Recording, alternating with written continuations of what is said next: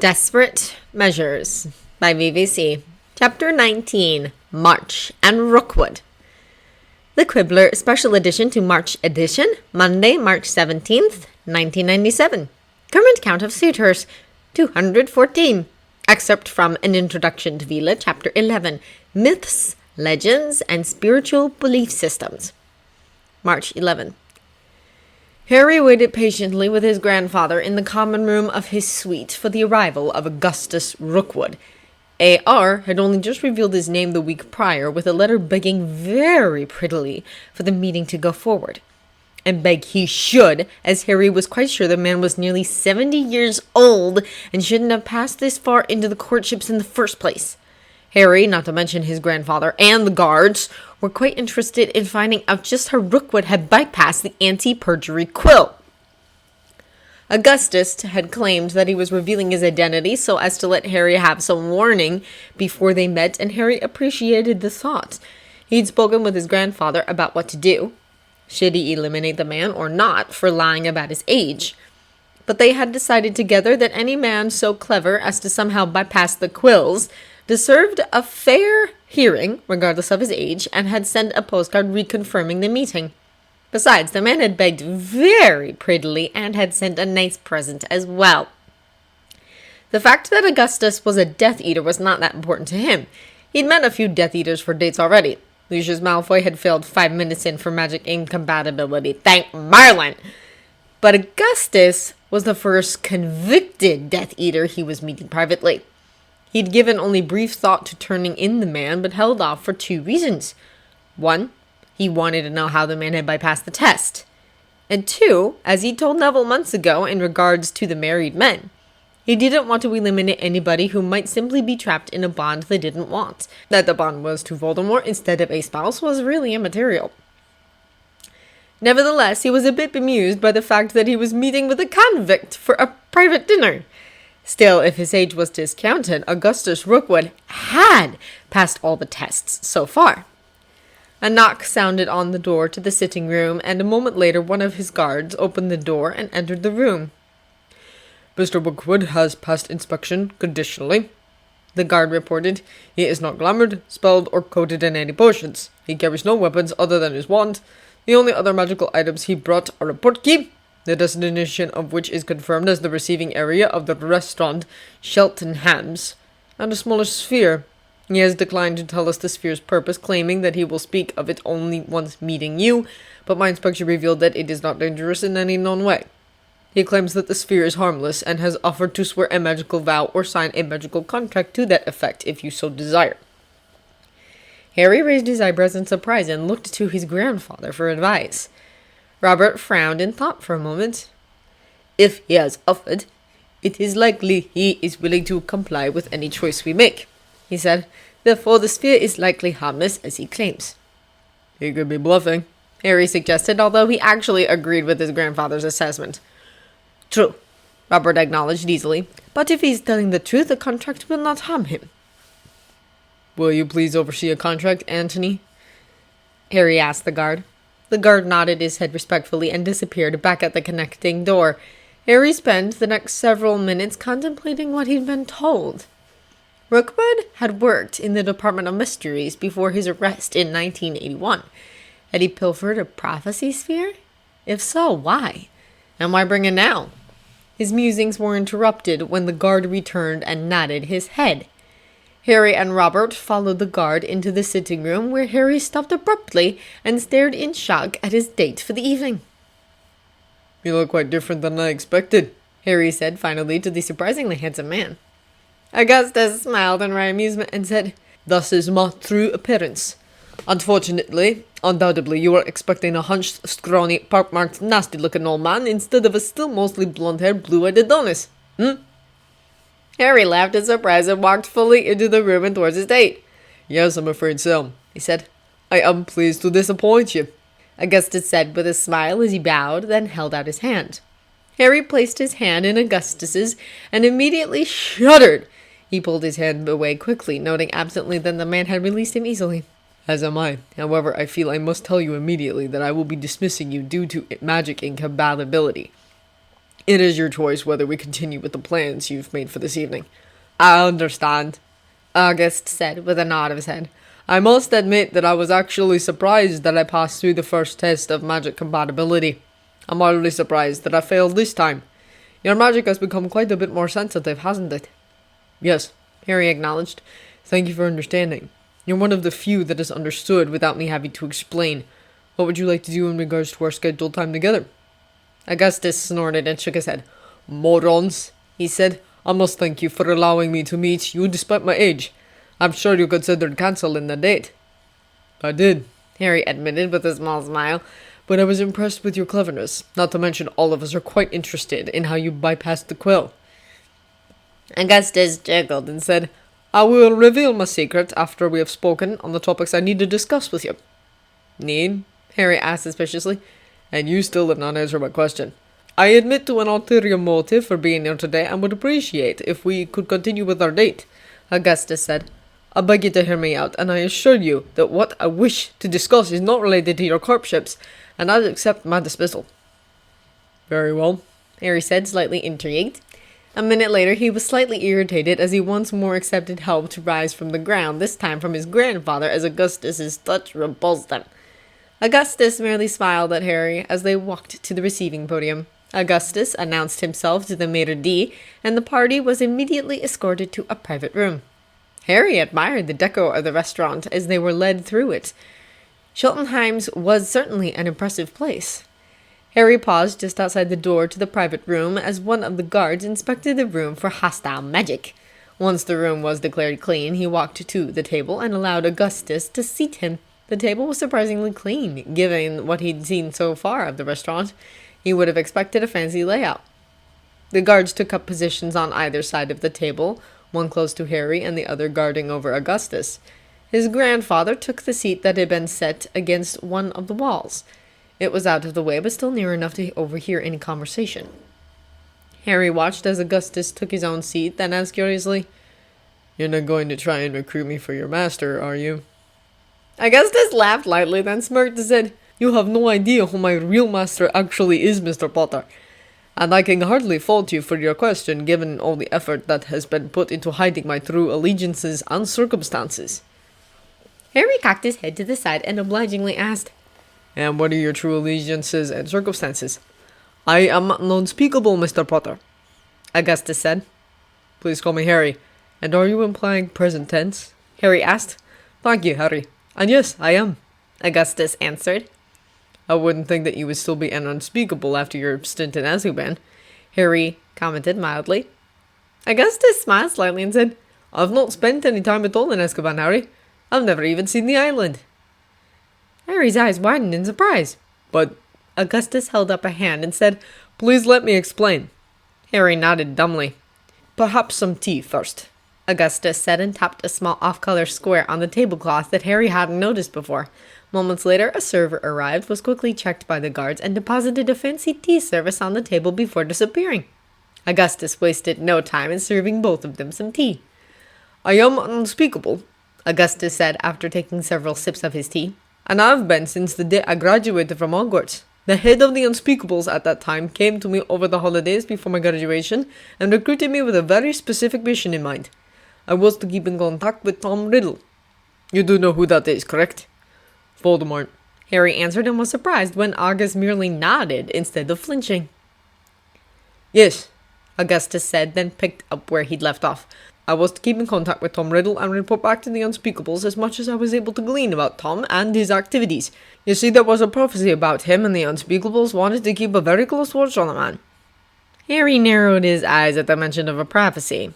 He was well acquainted with their capacity to destroy lives, but kept his silence. When Tom Riddle fully adopted his new moniker, my mission expanded, though it remained basically unchanged. I was to infiltrate the new Dark Lord's ranks and continue reporting back about him and his activities. Another prophecy was spoken and evaluated, and it was decided, for reasons I will mention in a bit, that I was to be captured by the Ministry and imprisoned. At least that is what it would look like to the world at large. But that's not what happened, Harry surmised. Yes and no, Augustus said. Karkaroff did indeed betray me, with a bit of magical finagling. And I really was sentenced to Azkaban. That is, a Death Eater, captured by my fellow Unspeakables and glamoured to look like me. Really was taken to Azkaban and left to rot.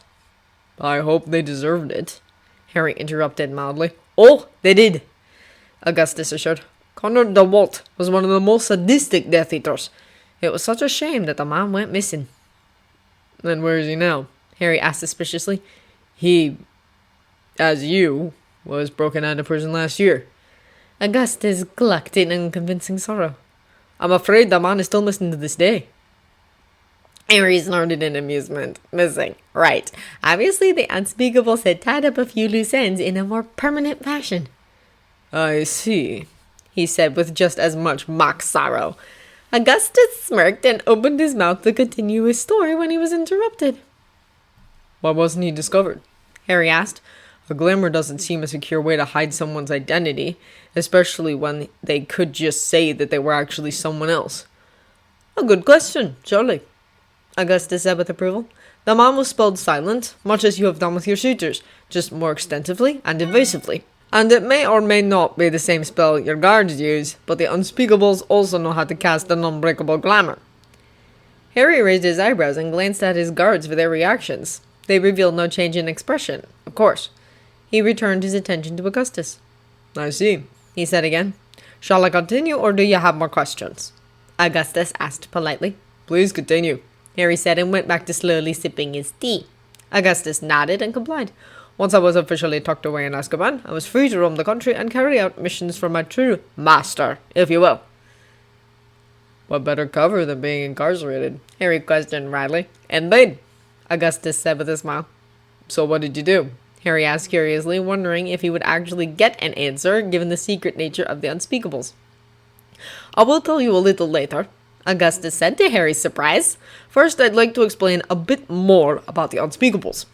Harry nodded his interest and absently swirled his tea as he listened. First, the Unspeakables have never needed to rely upon the Ministry, Augustus explained. We are in fact a completely financially independent organization. At one time, we felt that it would be advantageous to work within the British Ministry, and so we made an alliance. When it became apparent that our association would no longer be in the best interests of our goals, we engineered a very public break in the form of a very public capture and imprisonment. But why? Harry asked in confusion. Why would it be more advantageous for your department to be out of favor? I know that both your funding and your authority were drastically reduced after the First War. After your betrayal. My supposed betrayal, Augustus corrected. Remember, I said we were financially independent. The cut in funding made no difference to us. And the reduction in authority was a blessing. You see, we were no longer called upon to perform many duties for various ministry departments, leaving more free time to carry out your own missions. Harry said in understanding. Augustus smiled in approval. Exactly. And those were? Harry questioned leadingly. The Unspeakable's one true goal and specialization is the pursuit and preservation of knowledge, Augustus said. Our missions were directly related to this goal. Harry nodded and continued to listen attentively. This story was fascinating. As I and several of my brethren were essentially invisible, we were the most important members in the pursuit of our goal. Augustus continued. Our goal, which was made all the more important because we knew that we had a limited time in which to accomplish it. You see, as I mentioned, there was a prophecy. Harry's face became stone, and he said, If it's the one about me, I've heard it. Have you now? Augustus asked mildly. Yes, Harry said shortly. Somehow, given what it says in one Albus Dumbledore's objective, as I do, I find that hard to believe. Augustus said, Tell me, what does it say about the squirrel? Harry looked blankly at the man and said, Squirrel? There's no mention of a squirrel. Oh, but there is, Augustus denied. However, it's not until the last stanza. Harry's face was still blank. Finally, he said emotionlessly, I see. I don't suppose you would be willing to tell me the entire prophecy as you know it. In answer, Augustus reached into his pocket and pulled out an orb and set it on the table. Go ahead. Touch it, he offered. Harry stared at the orb for nearly a full minute before returning his attention to the man across from him. I thought it was destroyed, he said. Augustus laughed with true amusement. Oh, no. You really think we could keep such a valuable collection of prophecies in an area that just anybody could get to, and organized so haphazardly on shelves that weren't even secured? Or even in glass spheres that would break if you accidentally dropped them? No, Harry, that room was simply a decoy and was full of copies only. It was a grand mess you made, most definitely, but nothing was truly lost. Harry stared at the sphere sitting innocently on the table. He was having a bit of trouble wrapping his mind around what Augustus had just told him. So, this sphere, it wouldn't break if it fell? No, of course not, Augustus said with a snort. Go ahead, toss it against the wall. He wanted to. Oh, how he wanted to. He hated that prophecy with a passion and what it had done to his life. But Harry just couldn't muster the gumption to actually do it. He stared at Augustus wordlessly. Augustus picked up the sphere and hefted it a bit. I chose this restaurant for a reason, he said mildly. It has stone walls. With that statement, Augustus drew back his arm and threw the sphere as hard as he could at the white marble wall. Harry watched as the sphere hit the wall with a tink. Didn't break, rebounded slightly, and fell to the carpet, also not breaking, and rolled back towards the table. He stared at the sphere that had stopped just 3 feet away from him. A moment later, Augustus rose, retrieved the sphere, and sat back down.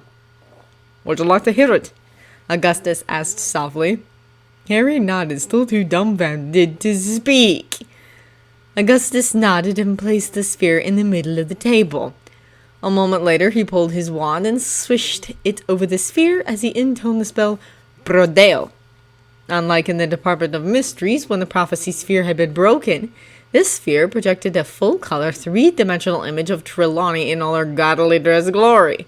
Both watched as Trelawney's eyes rolled to the back of her head and she opened her mouth.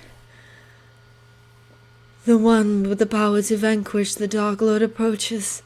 Born to those who have thrice defied him, born as the 7th month dies.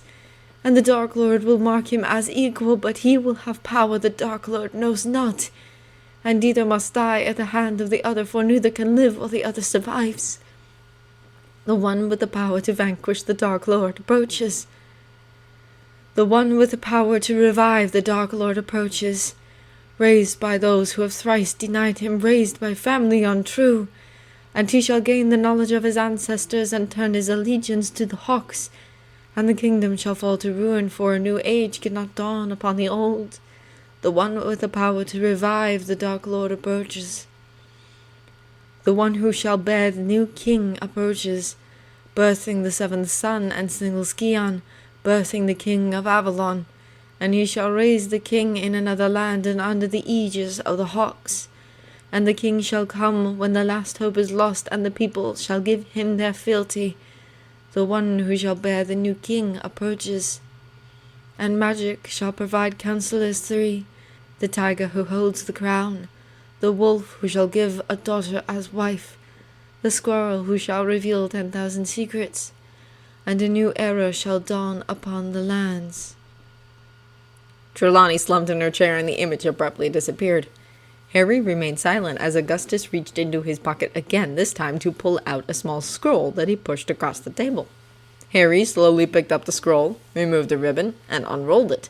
He read the contents through 3 times before rolling the scroll back up and replacing the ribbon.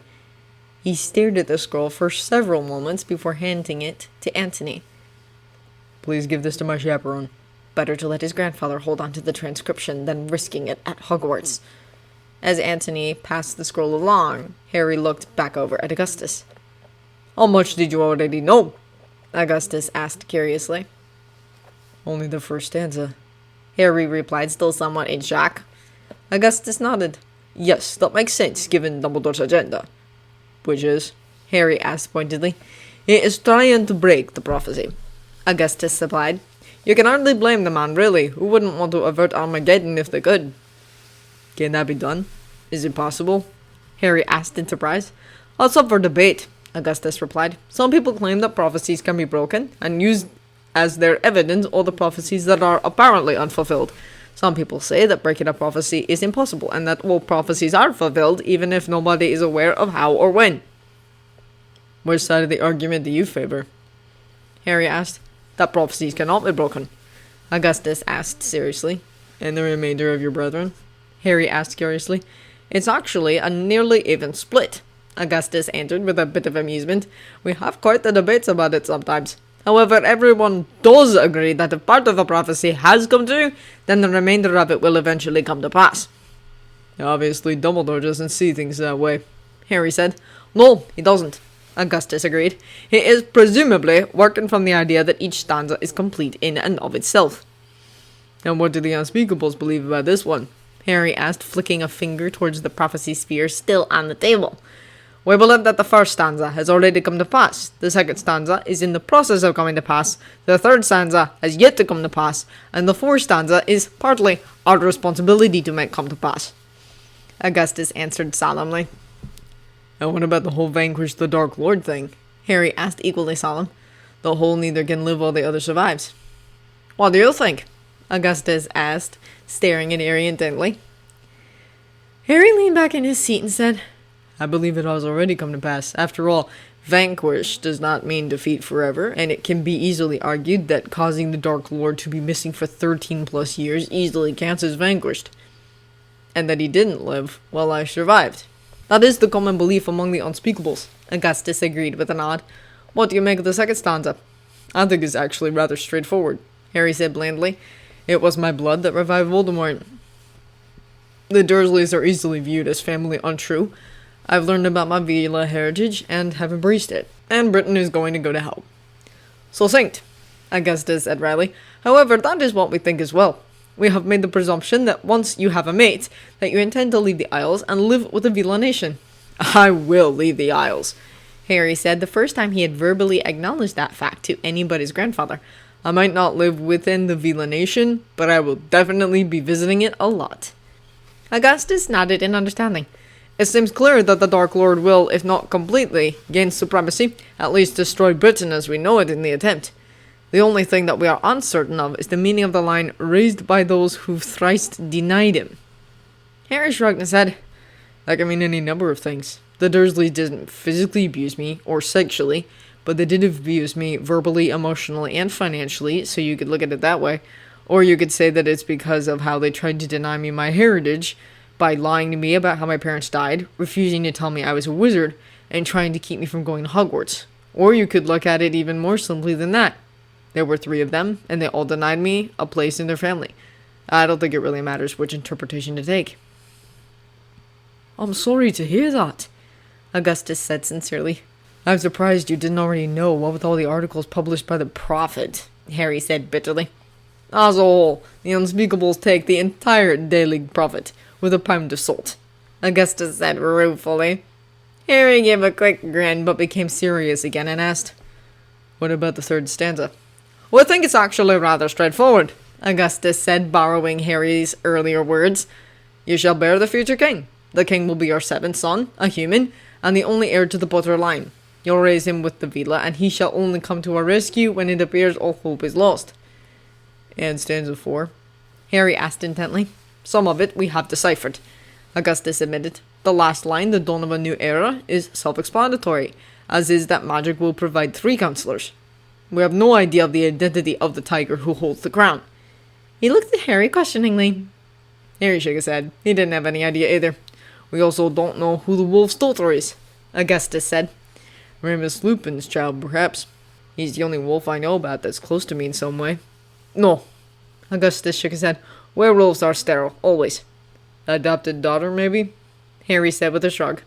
Augustus shrugged as well. Maybe. Or maybe we'll just have to wait and see.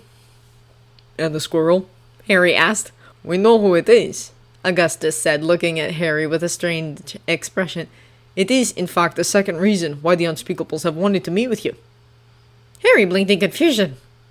What was the first reason? He asked. To inform you that you will bear the new king, Augustus said gently. To advise you to choose your mate well. Not that you won't, he added quickly. Just that you need to be aware that you and your future son will be best served by choosing a mate who understands that they will be raised in the future monarch of magical Britain. Somehow I don't think that was in your initial list of requirements. Harry snorted in amusement and nodded his acknowledgement. And the second reason? The squirrel? We need your help to be the go-between, between us and the squirrel, Augustus said intently. Without the go-between, it will take too much time to convince the squirrel that we are sincere. Time that we don't have. So, let me give it this straight, Neville said, rubbing a hand over his face. There are a total of 100 Unspeakables at any given time. Right, Harry confirmed. And they as a whole wanted to speak to you about this prophecy, and so they as a whole entered the courtships. Neville continued. Right, Harry said again. And they could because they have some spiffy little spell that fools magic devices about their age and gender. Neville said as he stared at Harry in disbelief. Exactly, Harry said. And they didn't just make an appointment because? Neville asked sarcastically. Don't know, Harry admitted with a rueful shrug. Didn't think to ask, actually. Right, Neville said tonelessly. So as of this morning, there were 37 still in the running, but now they're all going to withdraw because you talked to one of them. The one who hasn't really been an evil rat and Death Eater stuck in Azkaban all this time. Yes, Harry said, nodding enthusiastically. It's great news. I'll be finished with the dates a full 3 weeks earlier. Right, Neville said, shaking his head slightly. Congratulations. And all you have to do in return is convince Hermione I hate divination Granger that she's this squirrel person from some prophecy. Harry bit his lip lightly. Wow, when you put it that way. But you have to wait for the right time. Neville continued relentlessly. Only you don't know when that is because they don't know when that is, so couldn't tell you. You'll just have to figure it out on your own. It's when she assumes authority, and it's supposed to be obvious to me as the go-between. Harry protested a bit weakly. Sure it is, Neville said in disbelief. because everything having to do with divination is always so obvious. Harry scowled. You're supposed to be happy for me, he said, and supportive. Oh, I am, Neville assured, still blinking in shock. I am happy for you. 37 suitors gone in one day, 3 extra weeks. It's fantastic. Really, I'm very happy for you. And of course I'll support you. But this prophecy, you'll forgive me if I'm a bit stunned that Hermione, I'd rather stick my nose in a book, is going to end up being, well, you know. Well, it makes sense the way he explained it, Harry said defensively. Don't you think? Sure, of course. Neville agreed blandly. And I'm fine with the king idea, but there's the whole coming of the apocalypse thing that's got me a bit rattled. Surely you realized, Harry asked seriously. I thought you understood what would be coming. I did, I think. Neville said reluctantly. It's just that I've been keeping that particular awareness buried as deep as possible. Putting my head in the sand, so to speak. You shouldn't do that, Harry said gravely. You should be taking this time to prepare as much as you can before things really go to hell. Like the Unspeakables, Neville said wearily. Yes, Harry agreed with a nod. I could probably ask them to give you a few pointers, he offered. Neville laughed bitterly. I don't need them, he said. Leave Britain is all I really need to know. Where will you go? Harry asked worriedly. I don't know, Neville admitted with a sigh. Where are you going to go? I don't know, Harry said as well. Either to France or the home country of my mate. Then that's where I'll go, Neville said decisively. That way we can still see each other often. Harry smiled in both pleasure and sadness. I'd like that. So, Neville said, perking up slightly in false jeer. Is there anything we can talk about that doesn't involve mass murder and wanton destruction? Hermione's supposed to help the wanton destruction bit, he reminded his friend. Sure, Neville said, nodding. 10,000 secrets, that's perfect for her, she'll be great at it. So, anything? Well, I've really been thinking of starting a petition against Colin Creevey, Harry volunteered. Really? Neville asked in surprise, his agitation completely derailed. Yes, I'm tired of him constantly invading my privacy and taking pictures of me, Harry said firmly. I mean, taking the occasional picture of your classmates to keep as a reminder of your school days is one thing. Practically everyone does that. But this constant barrage is something completely different. Oh, I agree, Neville said fervently. He's been after me a lot now, too, ever since the Hufflepuff incident. Brat, Harry said, scowling in remembrance of the little Hufflepuff. So, this petition, Neville said quickly to distract Harry. I'd sign it. I bet half of Gryffindor would sign it, Harry said in a disgusted snort. I know there's a lot of people he's been annoying lately, and I'm afraid to even take a piss without checking to see if he's around, just waiting for that one intimate shot. So have you drawn it up yet? Neville asked. Harry shook his head. Well, let's get to it, Neville said eagerly. I bet Hermione would help us. I bet she'd take us to the library, Harry said wryly. Good idea, Neville said brightly. let's go. Harry laughed in surprise and followed his friend out of the dorm to find their resident bookworm. Putting off the apocalyptic preparations for one more night wouldn't hurt anything.